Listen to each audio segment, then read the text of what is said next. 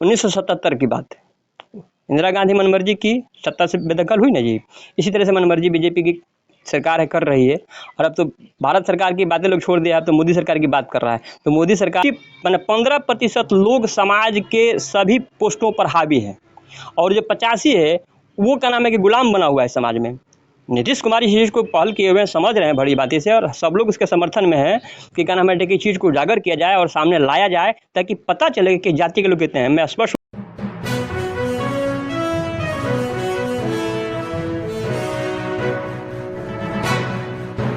नमस्कार साथियों, मैं रजनीश भारती। आप देखना शुरू कर दिए महानायक टीवी न्यूज। साथियों, अभी हमारे साथ में सोशल एक्टिविस्ट प्रियदर्शी जी जुड़े हुए हैं, तो इनसे कुछ खास मुद्दे पर बातचीत करते हैं। तो सर, स्वागत है महानायक टीवी न्यूज पर। आपका बहुत बहुत धन्यवाद। चलिए, जनगणना को आप कैसे देख रहे हैं? जातीय जनगणना देखिए तो बड़ा बढ़िया क्या नाम है कि आपने बात कहा कि जातीय जनगणना बहुत जरूरी था। स्टेट गवर्नमेंट का एक बहुत बड़ा क्या नाम है कि ये फर्म डिटरमिनेंट एक्शन है कि उसने ये डिसीजन लिया, और क्या नाम है कि डिसीजन ले करके करवाई है। हालांकि हाई कोर्ट ने उसको बैन लगाया था, फिर हाई कोर्ट को अब पता नहीं हाई कोर्ट भी इस चीज़ को समझ रही है। अपर पोस्ट पे आप जाइएगा ना, तो चाहे वो हाई कोर्ट हो, सिविल कोर्ट हो या सुप्रीम कोर्ट हो, सभी लोग का नाम है कि मैं एंटी तो नहीं कहूँगा, लेकिन उनके विचारों में, उनके दिल में ये जहन है कि हम किसी भी कीमत पर क्या नाम है कि हम हावी रहें। और वो जो समाज को सुप्रीम समझते हैं, वे लोग किसी भी तरह से हावी रहना चाहते हैं। तो इस बार उनका भी दिमाग पलटा हुआ है, क्योंकि समाज हित से बढ़कर कुछ नहीं है, देश हित से बढ़कर कुछ नहीं है। देश हित में यह हाई कोर्ट को लगा है कि नहीं भाई, देश हित में ये जरूरी है, इसलिए जातीय जनगणना का क्या नाम है कि समर्थन किया है और कराने के लिए आदेश दिया। हालांकि लोग सुप्रीम कोर्ट गए हुए हैं, लेकिन सुप्रीम कोर्ट का भी क्या नाम है कि स्टेटमेंट आज का है कि सुप्रीम कोर्ट भी सिर्फ कहिए कि मैं इस पर कोई भी टिप्पणी नहीं दूंगा। जो क्या नाम है कि हाई कोर्ट का डिसीजन आया है, वो हाई कोर्ट का डिसीजन ठीक है, हम उस पर कुछ नहीं करेंगे। अगला डेट में क्या होगा नहीं होगा, तब तक 95% हो गया है, हमको लगता है 5% बचा हुआ है, हो जाएगा। जातीय जनगणना को लेकर के पूरा जानिए कि पूरा बिहार में जितना भी जनरल कैटेगरी के जो लोग हैं, आज एकदम हावी हुए हैं जो अभी के जो सरकार है। हाँ बिल्कुल, देखिए उसका कारण है कि अब जातीय जनगणना हो जाने के बाद में ये होगा ना कि जातीय जनगणना हो जाने के बाद में जो फिगर है वो स्पष्ट हो जाएगी, किस जाति के कितने लोग हैं। अब जिस जाति के जितने लोग हैं उस हिसाब से अपना प्रतिनिधित्व मानेंगे, नौकरी मांगेंगे, समाज में मांगेंगे, राजनीति में मांगेंगे। और ये सत्य है कि 15% लोग समाज के सभी पोस्टों पर हावी है, और जो 85 है वो क्या नाम है कि गुलाम बना हुआ है समाज में।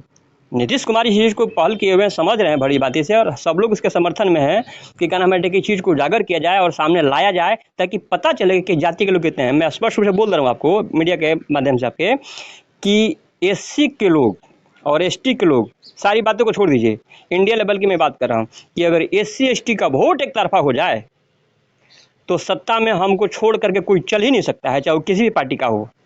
मैं अश्योर कर दे रहा हूँ कि SC ST के वोट इकट्ठा हो, इस पर हम लोग काम कर रहे हैं। इस पर क्या नाम है कि काम चल रहा है, मीडिया के माध्यम से बता दे रहे हैं कि व्यक्तिगत स्वार्थ को छोड़ करके सब लोग काम पे लगे हुए हैं।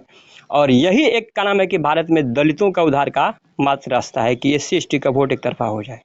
अभी देखिए, जो इंडिया गठबंधन है उसमें एक मुस्लिम कमेटी के जो लोग हैं उसमें भी नहीं है, क्या अल्पसंख्यक लोगों को इंडिया गठबंधन ले पाएगी? बिल्कुल, देखिए ऐसा नहीं है, क्योंकि बीजेपी एंटी सब लोग हैं, माइनॉरिटी के लोग तो वैसे भी नहीं है। लेकिन अब व्यक्तिगत स्वार्थ में कुछ नेता लोग हैं जो गुणगान करते हैं, ऐसा नहीं है, मैं इस चीज़ को नहीं मानता हूँ। व्यक्तिगत ये कुछ भी करे उससे समाज में परिवर्तन नहीं आता है, ठीक है ना। इसलिए इस बात को आप समझिए कि NDA गठबंधन में वही लोग हैं जिनका क्या नाम है कि बिल्कुल और बिल्कुल अपने को छोड़कर समाज से कुछ लेना नहीं है। और जो इंडिया गठबंधन में, जैसे आपने कहा कि क्या नाम है कि जो मुस्लिम समाज के, चाहे माइनॉरिटी के या फिर अल्पसंख्यक लोग नहीं है, क्या नाम है कि सब लोग इस पर विचार कर रहे हैं। और आप देखिएगा टोटल डाटा उठा करके, तो उसमें आपको पता चलेगा कि बीजेपी के साथ में माइनॉरिटी कहीं है नहीं। एक दो अपवाद के लिए है, तो वो क्या नाम है रखा जाता है, पार्टी का फॉरम होता है, कलम होता है कि भाई किसी को दिखलाने के लिए भाई मुस्लिम भी है, पिछड़ा वर्ग भी है कि नहीं, SC ST के भी लोग हैं, मंत्री भी बना दिया जाए केंद्र से लेकर के स्टेट में। तो सारी चीज़ चलती रहती है, लेकिन दिल से वोट के मामला में इस बार नहीं होगा। तो इंडिया गठबंधन में भी तो सर नहीं है ना मुस्लिम कमेटी के लोग। आज इतना मुस्लिम कमेटी के जो लोग के जो ओवैसी जो हैं, इतना बड़े चेहरा है, आज उनको लोग इन्वाइट नहीं किया। नहीं, ऐसा नहीं है। अभी तो मैंने बताया ना कि कुछ लोग अभी छूटे हुए हैं, ठीक है, उनके कुछ शर्तें हैं, कुछ बातें हैं, ठीक है ना, कुछ अलायंस में क्या क्या है, ये सारी एजेंडा तय हो जाएगी। कोई छूटेगा नहीं, ठीक है। और एजेंट के रूप में कोई अगर कर रहा है, चाहे वो मुस्लिम समाज का हो, SC ST समाज का हो, OBC का हो, EBC का हो, एजेंट के रूप में कोई काम कर, उसको कोई समझा ही नहीं पाएगा। इसलिए उसको अपने से मतलब है, समाज से मतलब नहीं, देश से मतलब नहीं, संविधान से मतलब नहीं, लोगों से मतलब नहीं है, ठीक है ना। तो वैसे लोगों को समझा नहीं पाएंगे कोई भी, इसलिए वो हैं तो रहेंगे, उस पर बहुत फटने पड़ने जा रहा है। इसलिए इस बात का ध्यान रखिए कि अभी से खासकर मैं बताऊं कि जितने भी बैकवर्ड कम्युनिटी के लीडर हैं, बैकवर्ड कम्युनिटी के कार्यकर्ता हैं, इस चीज़ को समझें कि इस बार का 2024 का चुनाव में अगर वो सत्ता में नहीं आए, इंडिया गठबंधन को नहीं ले आ पाए, तो किसी का वजूद बचने वाला नहीं है। क्योंकि बीजेपी सरकार और RSS का जो नाम है ठीक एजेंडा है, वो देश आज़ादी के पहले से ही जिस चीज़ के लिए लड़ा था लोग, आज भी वही इसी एजेंडे पर काम कर रहा है लोग, उस एजेंडा में कोई भी बचने वाला नहीं है, ठीक है। इसलिए सब लोग अपने व्यक्तिगत स्वार्थ को छोड़ करके राय विचार करके एजेंडा बनाएं, रणनीति तैयार करें और उस पर प्रॉपर वे में काम करें। समय अभी है, बहुत बिगड़ा नहीं है। काफ़ी समय निकल चुके हैं सर, 8 से 9 महीने समय है। समय है। देखिए, वोट तो जिस दिन इलेक्शन होता है उस दिन अब पड़ता है, मोटिवेट तो लोग हो ही जाते हैं कि किसको क्या करना है। और ऐसा हुआ है, जब जब देश के सत्ता में किसी प्रकार का कहना है कि संविधान के साथ, देश के साथ में कोई भी व्यक्तिगत अगर खिलवाड़ करना चाहा है, परिवर्तन हुआ है, बदलाव हुआ है। आप सुने होंगे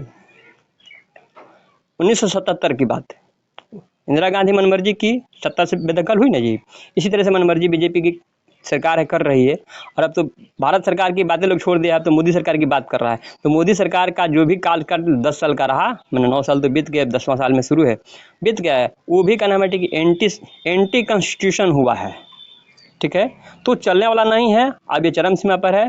2024 में जवाब मिल जाएगा, इस बात के लिए आप निश्चिंत रहिए। देखिए, मैंने सर से बात विचार किए, तमाम मुद्दे पर सर अपने बात को रखें और पूरा बातों में आप लोग का क्या राय है, आप लोग का क्या प्रतिक्रिया है, आप कमेंट करके आप कमेंट बॉक्स में बताइए कि आप लोग का क्या प्रतिक्रिया है, क्योंकि आप लोग का प्रतिक्रिया बहुत ज़रूरी है।